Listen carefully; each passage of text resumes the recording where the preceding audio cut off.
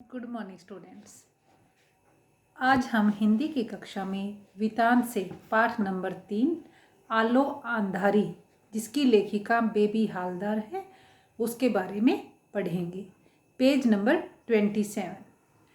जैसे जो तातूस थे, उनको सुनील से पता चला कि लेखिका जिस घर में पहले रहती थी अब वो वहाँ नहीं रहती है, तो जो मालिक हैं वो पूछने लगते हैं, यानी कि तातूश लेखिका से पूछते हैं कि तुमने मुझे बताया क्यों नहीं? अगर सुनील मुझे नहीं मिलता तो पता ही नहीं चलता। मुझे सुनकर बहुत बुरा लगा। मैंने सोचा सचमुच मुझसे अन्याय हुआ। वह थोड़ी देर मेरे चेहरे की ओर देखते रहे, फिर पूछा, अभी जब मैंने तुम्हें बुलाया तो तुम क्या कर रही थी? अब लेखिका को एहसास हुआ कि मैंने तातूश को यह न बताकर कि मैंने घर चेंज कर लिया है, काफ़ी बुरा किया है और उनके साथ मैंने अन्याय किया है। फिर वे पूछते हैं कि जब मैंने तुमको बुलाया तो तुम कहाँ पर थी, आई क्यों नहीं, क्या कर रही थी? तो कहती है, मैं बोली ऊपर डस्टिंग कर रही थी। वह बोले तो जाओ अपना काम करो। मैं डस्टिंग करने ऊपर चली गई। लेखिका उनको बताती है कि जब आपने मुझे बुलाया तब मैं ऊपर डस्टिंग कर रही थी। तो तातूश कहते हैं कि जाओ अपना काम करो। तो वहाँ जाकर वो देखती है कि कमरे में 3 अलमारियाँ किताबों से भरी हुई थी, और जब भी वह उन 3 अलमारियों को, किताबों की अलमारियों को देखती तो वह सोचती कि उनको कौन पढ़ता होगा, और उसमें क्या था, बांग्ला की ही अधिकतर किताबें थी। तो कभी कभी लेखिका क्या करती, उन 1-2 किताबों को खोलकर देख लेती थी। एक दिन मैं उसी कमरे में डस्टिंग कर रही थी कि तातूश वहाँ पहुँच गई। एक दिन फिर से लेखिका उसी कमरे में डस्टिंग कर रही थी, उन किताबों को थोड़ा झाड़ पोंछ कर साफ कर रही थी, तो तातूश वहाँ पहुँच जाते हैं और वे देखते हैं कि लेखिका बांग्ला की कोई किताब उलट पुलट कर देख रही थी। अब उस दिन तो उन्होंने कुछ नहीं कहा, ठीक है, उस बात को उन्होंने वहीं छोड़ दिया। लेकिन अगले दिन जब लेखिका सुबह काम पर आई और चाय बनाकर तातूश को देने गई तो उन्होंने पूछा, तुम कुछ पढ़ना लिखना जानती हो क्या? और यह बात सुनकर मैं, यानी कि लेखिका, मन महसूस कर रह गई और एक ऊपर से हंसने वाली हंसी में बात को टाल गई। पेज नंबर 28 पर देखिए। उन्होंने फिर पूछा, क्या बिल्कुल ही नहीं जानती? मैं बोली, झूठ क्यों कहूँ कि एकदम नहीं जानती, लेकिन वह जानना नहीं के बराबर ही है। तब उन्होंने पूछा, फिर भी कहाँ तक पढ़ी हो? मैं बोली, 6ठी-7वीं तक। उतनी पढ़ाई किस काम की? मुझे लगा मेरी बात सुनकर तातूश कुछ सोचने लगे। उस दिन उन्होंने फिर कुछ नहीं कहा। लेखिका से तातूश बार बार पूछते हैं कि बताओ तो सही, तुम कौन सी क्लास तक पढ़ी हो? तो अब वो ये तो कह नहीं सकती थी कि मैं बिल्कुल भी नहीं जानती, लेकिन जो वो पढ़ी थी ना 6ठी-7वीं तक, 6th-7th क्लास को कहती है कि वो भी ना के बराबर ही है, और वो पढ़ाई किस काम की है। तो यह बात सुनकर तातूश ने उसे कुछ नहीं कहा और वो कुछ सोचने लग गई।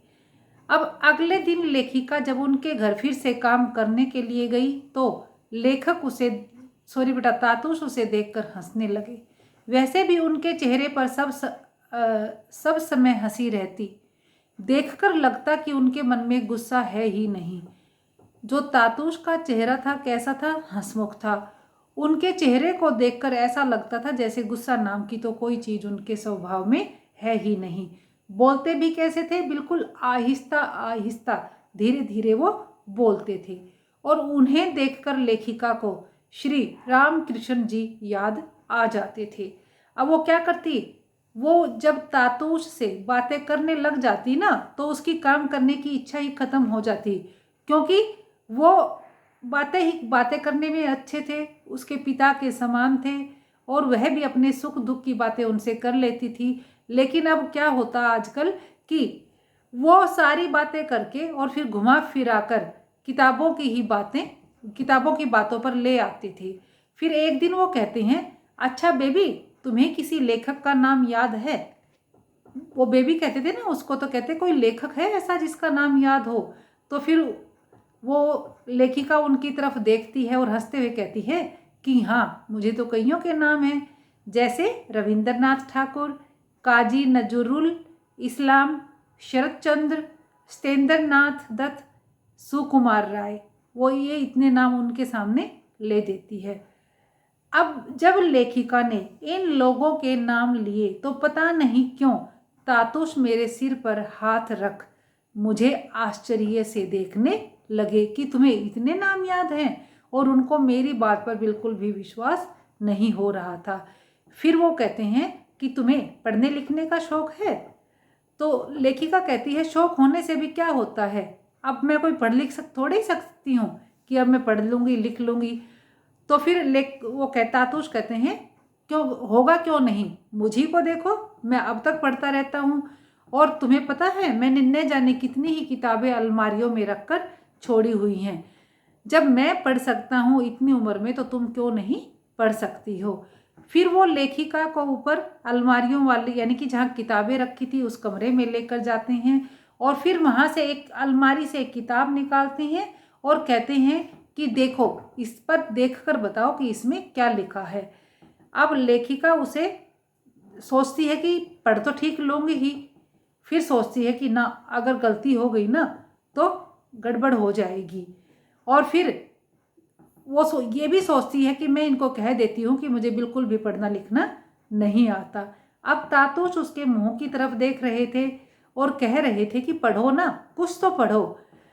तभी बेटा लेखिका पढ़ना शुरू कर देती और कहती है आमार में बेला तस्लीमा नासरीन। अब तातुश ने उसके मन की बात को समझ लिया था, तो कहते हैं कि तुम यही सोच रही थी ना कि कहीं तुमसे गलती तो नहीं आ जाएगी और हो जाएगी, और ये बात सुनकर लेखिका हंसने लगती है। तब तातुश उसे वह किताब अपने घर ले जाने के लिए कहते हैं और पढ़ने के लिए भी कहते हैं। Page number 29।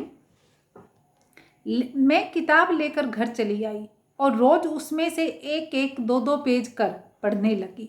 मैं किताब लेकर पढ़ने बैठती तो आसपास के लोग देखकर आपस में न जाने क्या बातें करते, मैं उनकी बातें अनसुनी कर देती। लेखिका उस किताब को लेकर घर आ जाती है और उसमें से क्या करती है, प्रतिदिन एक या दो पेज जितने भी वो पढ़ सकती थी, मुमकिन होता वो उनको पढ़ लेती, और जब वो पढ़ती ना तो आसपास के लोग न जाने क्या बातें करने लगते, पर लेखिका उनकी सभी बातों को अनसुना कर देती थी। अब किताब जब लेखिका ने पढ़ना शुरू किया तो उनको शुरू शुरू में कुछ दिक्कत होती थी, लेकिन धीरे धीरे उसको अभ्यास हो गया तो किताबें पढ़ना अब उसको बहुत अच्छा लगने लगा था। अब कुछ दिनों के बाद तातुश ने एक दिन उनसे पूछा कि जो मैंने तुमको किताब दी थी क्या तुम उसको अच्छे से पढ़ रही हो ना? तब लेखिका कहती है कि हाँ, मैं उसको अच्छे से पढ़ रही हूँ। फिर बेटा वो क्या करते हैं, तातुश उसे लिखने के लिए भी प्रेरित करते हैं। फिर कहते हैं कि मैं तुम्हें एक चीज़ और दूंगा और तुम उसका इस्तेमाल करना और उस कार्य को टालना मत। फिर वो उसे क्या करते हैं, लिखने की टेबल के ड्रॉर से एक पेन और कॉपी निकाल कर देते हैं और कहते हैं कि तुम इस कॉपी में लिखना, और अगर तुम्हें लिखना आ गया या तुम अभी भी चाहो तो अपनी जीवन कहानी भी लिख सकती हो। अब होश संभालने के बाद से अब तक की जितनी भी बातें तुम्हें याद आएं सब इस कॉपी में रोज थोड़ा थोड़ा लिखना। वे उसे कैसे प्रेरित करते हैं कि अगर तुम कुछ और ना लिखना चाहो ना तो जो तुम्हारे साथ बीती है आप बीती अर्थात आत्मकथा, तुम अपनी आत्मकथा इसमें लिख सकती हो। अब पेन और कॉपी लेकर लेखिका की खुशी का तो कोई ठिकाना नहीं था, लेकिन उसके मन में डर था कि जो मैं लिखूंगी, पहले क्या डर था कि पता नहीं मैं पढ़ पाऊंगी या नहीं पढ़ पाऊंगी, अब क्या डर था कि जो मैं लिखूंगी वह कितना गलत होगा या सही होगा। फिर तातुश ने उसकी मन की बात को फिर से समझ लिया। वो कहते हैं क्यों, क्या हुआ, क्या सोचने लगी। अब लेखिका को पता लग गया कि तातुश ने उसकी मन की बात को फिर से समझ लिया है, तो कहती है कि सोच रही थी कि लिख सकूंगी या नहीं। वह बोले जरूर लिख सकोगी, लिख क्यों नहीं सकोगी, जैसे बने वैसे लिखना। तातुश ने उसे पहले पढ़ने के लिए प्रेरित किया और अब उसे लिखने के लिए कैसे प्रेरित किया कि जितना भी बन पड़े ना तुम लिखना शुरू करना। पेन और कॉपी ले मैं घर आ गई और उसी दिन से 2-1 पेज रोज लिखने लगी। लेखिका ऐसी नहीं थी कि लेकर आई पेन और कॉपी और उसने रख दिया, नहीं, वो उसी दिन से 1-2 पेज प्रतिदिन लिखने लगी थी। वह लिखती भी और किताब को पढ़ती भी थी। और जब भी वह काम पर जाती तो तातूश उससे पूछते थे कि तुमने कुछ लिखा या नहीं, और जब वो गर्दन हाँ में हिलाती ना तो वो तातूश बड़े खुश होते थे।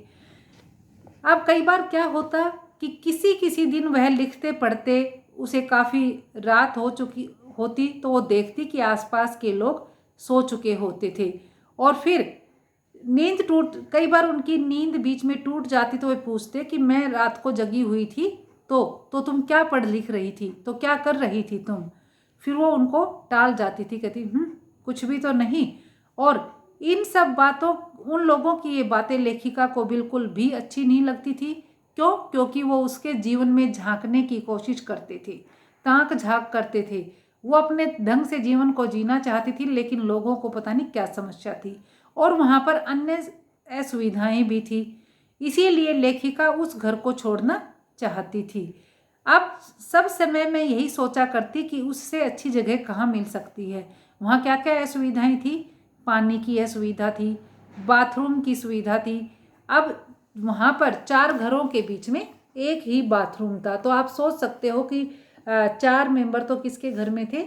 लेखिका के ही घर में थे, तो बाकी और भी 4 घर थे, तो वहाँ कितने लोग हो जाते होंगे। तो इस तरह की समस्याएं वहाँ पर थी। Next page number 30। सवेरे सवेरे क्या होता, जब लोग बाथरूम को यूज करते ना तो दूसरे को बाहर खड़ा होना पड़ता, तो वहाँ पर काफ़ी समस्या हो जाती थी। और वहाँ पर क्या था, और कार्य के लिए उसे बाहर जाना पड़ता था, तो वो बड़े परेशान होती थी। अब और उसमें क्या था कि असुविधाएं ना खत्म होने का नाम ही नहीं ले रही थी, तो लेखिका उस घर को बदलना चाहती थी। तातुश ने मुझसे पहले ही पूछा था, तुम जहाँ रहती हो वहाँ कोई बाथरूम है कि नहीं? ऊपर एक बाथरूम है, तुम चाहो तो वहीं से नहा धो निपट कर जा सकती हो। तातुश उसकी हर संभव सहायता करना चाहते थे। उन्हें पता था कि वो जिस तरह की जगह पर रह रही है वहाँ बाथरूमों की कमी होगी जरूर ही, तो वे कहते हैं कि तुम जहाँ रहती हो वहाँ बाथरूम है या नहीं, और अगर नहीं है तो तुम जो ऊपर मैंने एक बाथरूम अलग से बनवा रखा है, अगर तुम उसका इस्तेमाल करना चाहो अर्थात नहा धोकर जाना चाहो तो यहाँ से तुम इस कार्य को कर सकती हो। अब उस दिन से लेखिका वहीं नहा धोकर अपने घर पर जाने लगी। किसी किसी दिन घर पहुँचने में उसे देर हो जाती तो जो मकान मालिक की पत्नी थी ना, वो उससे पूछने चली आती कि इतनी देर कैसे हो गई तुम्हें।